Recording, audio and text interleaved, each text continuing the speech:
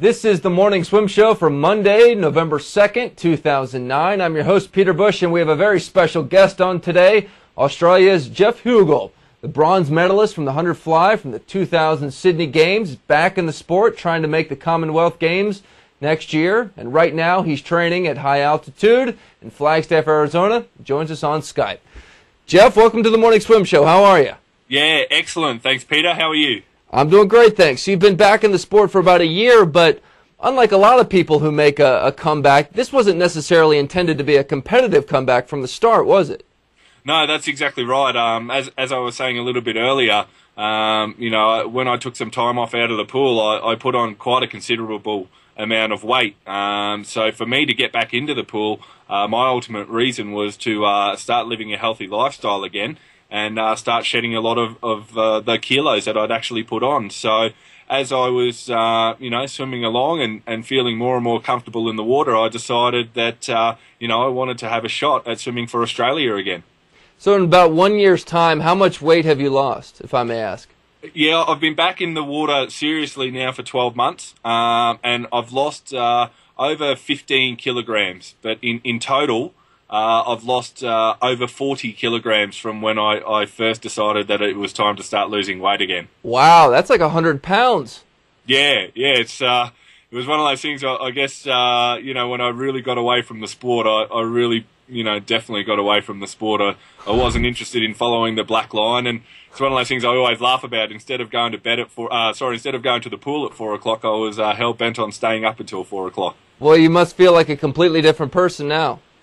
Yeah, I feel really, really good. It's one of those things as the days go by and, I swim with a great group of guys, I sort of realise that my love for the sport will always be there, and it's one of those things that I'm happy to keep doing for as long as my body can hold up for. Now, what is the realistic potential for you at this point in your life? Can you get back to, a final heat in the Olympics, or is it more tempered expectations? Yeah, look, it's one of those things at the moment that I just sort of take on a day-by-day basis. I guess my main focus at the moment is going to be competing at the trials, which will be in March. The best thing about it is I gave myself plenty of time to get back into the water and to prepare myself physically and mentally for that competition. As after I leave here, I'll be travelling around Europe and doing a lot of World Cups. Pretty much doing the rest of the World Cups and then racing in Canberra back in Australia throughout the whole of November. From then on in, it'll be a 12-week preparation to our trials. So, look, things are coming along really, really good. My times are getting down there. My skin folds are really getting back down there again, which is good. They're down at 50, for a 7-point test, which is, it's pretty respectable, considering where I came from. But on top of that too, it's one of those things. I guess I've got the experience behind me to be able to carry me through when I step up behind the blocks in March. I guess as an Olympian, if I wanted to go through to London in 2012, 2 years out is one of those is probably the point where I'll decide whether or not I'm going to compete for that spot in 2012. But look, next year is going to be an interesting year as well. We've got the new suits, so to speak, are coming in, so everyone's going to be racing back in the old form of racing with the old suits, which is great. And look, it's one of those things where I guess I've had experience in that department as well, where psychologically I know a lot of the guys that are racing now, because of their age, haven't done any racing in a pair of Nicks. Yeah, I was going to say, are you happy or sad that you missed the whole high-tech suit era?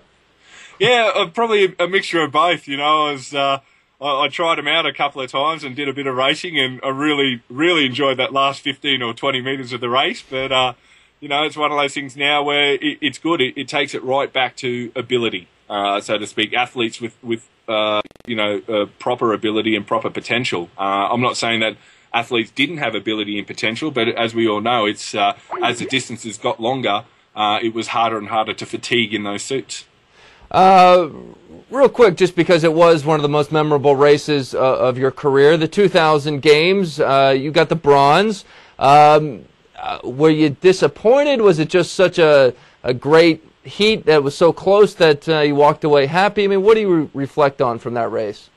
Yeah, look, I think at first I was a little bit disappointed, because my whole race plan was, to obviously come home with a gold medal. But it's one of those things as time goes by, and just to have that opportunity to race in Olympics in your country and to be at the right age and the right, I guess, build and physique and do the right times, it's one of those things where, I really appreciate getting third as opposed to getting fourth. So, I came away with the bronze medal, which was better than a finalist ribbon. So it was one of those things, I really, really love it. Do you look back on that race and think, if I would have done this a little bit differently, if I would have gone out a little faster, a little slower, it would have made the difference?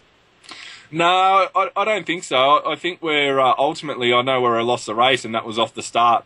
I just froze a little bit off the blocks. But it's one of those things, I'm a big believer that things happen in life for a reason.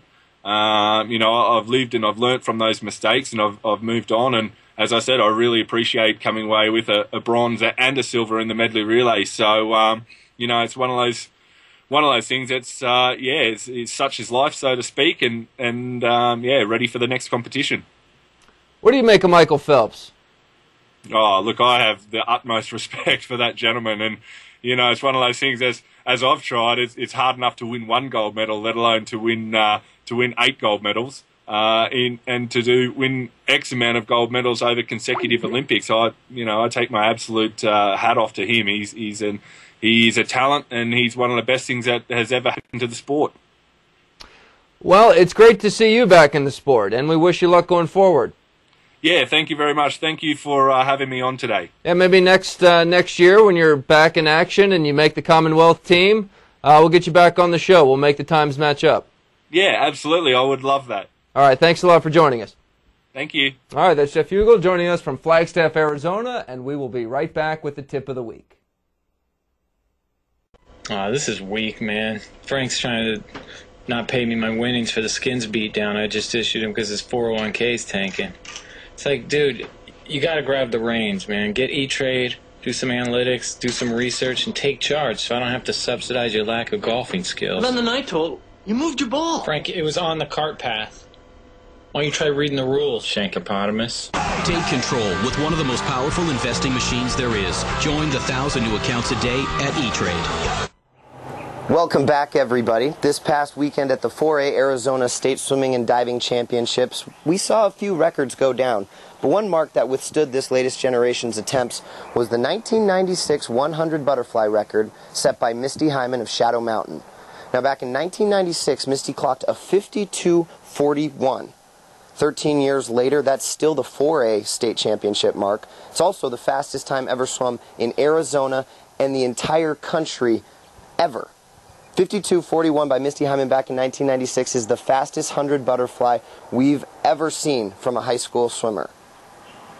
Now, Misty is back on the pool deck here in the state of Arizona. She's the coach of Shadow Mountain, and we caught up with her this past weekend.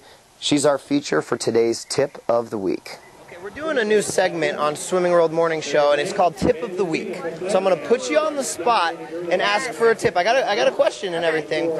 If you go back to probably the race of your career, the 2000 Olympics, behind the blocks of that 200 butterfly, you were calmer than anyone else in that heat, smiling and happy. So if you could give a tip to young swimmers for the best way to control those nerves at their championship meet, what would that tip be?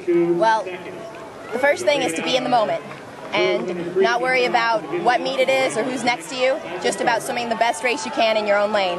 And when I was at the Olympics, that's what I was doing, and I was just enjoying that, and I knew all I had to do was go out there and swim my best race, and that's why I was able to smile. I knew I was prepared, and I knew I was ready, and the rest takes care of itself. So be in the moment, that's the key. That is the key. You've heard it first here from Misty Hyman at the 4A State Swimming Championships. Misty, thanks for your time. Best of luck the rest of the afternoon.